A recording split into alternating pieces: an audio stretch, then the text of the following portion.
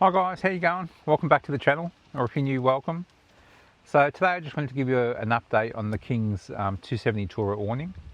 So I've had it for probably a couple of months now. For me and my setup, it's been an absolute game changer. I've probably had the awning out maybe 30 or 40 times during that time. Often at home, if I'm working on the car or recording videos and whatnot, I'll always pop it out, especially for that shade point of view. Today we're sitting out in the Dargo River up in the high country. It's going to be an absolute scorcher today, 39 degrees. So what I've noticed is there's been quite a bit of wind whipping up. So basically I've broke out the straps. Normally when I'm at home and there's not high winds, I don't bother with the straps at all, because I'm going for a bit of a swim in the river and leaving the car sort of unattended for periods of time. Make sure, whatever you do, even if it's not windy, put the straps on, because you can get these big gusts of winds coming out of nowhere. These bloody flies. So yeah, so I'll give you a bit of a look around it and how she's sort of performing in these high winds. It's starting to flap around a bit. It's starting to flap about a bit now. All right, let's go for a walk. All right guys, so it comes with 4 straps and 4 pegs. And the pegs, you can see them here, mate, they're heavy duty steel. I'd like them to be maybe a bit longer, but mate, I've had some pretty high winds and nothing's been ripping these out of the ground, especially if you get them in at the right angle. So that one I've just hooked up to the rear.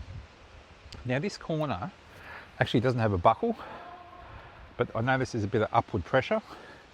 So I've just hooked it onto, it's because this is the strap that hooks off the vehicle when you actually pull the awning back and open it up. So I've just done that, saves me putting a peg in. Sometimes what I also do is I'll actually just hook it on here if I don't want to use that one, but because the winds are a bit high, so that's what I do. Okay, and then you've got the options. If we're talking high winds, literally, you just peg them to the corners of the arms. And the straps are super long, so obviously there's walls that comes with this, and they flare out on the angle, so you can peg them out quite far. That's absolutely perfect. And if we're talking in conditions in the wet, and if you go to the channel, there's one where you can see them in heavy rain. What you can do is you can actually peg it to these points here, and when you peg it here, it creates channels for the water and it stops any pooling. But yeah, so if you go to the channel, there's extensive videos on the mounting of it to the roof rack, the setup of it, the building of it.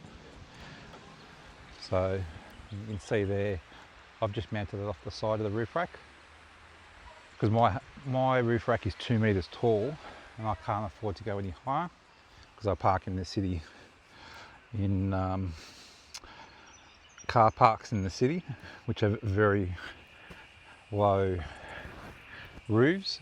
So hence I had to come up with the solution to side mount it and still be able to open the doors, and it's worked perfectly.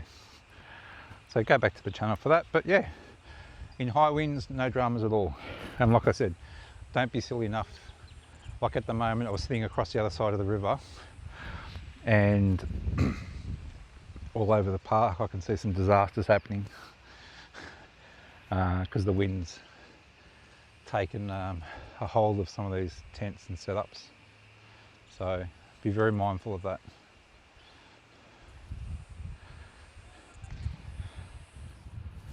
Alright guys, time to go for a swim, I think, and find a nice little spot in the shade. If you can, like, subscribe, share it around, share this coffee if you like with the super thanks, and yeah, I'll see you out on the road or in the next video. Alright guys, cheers, see you later, bye.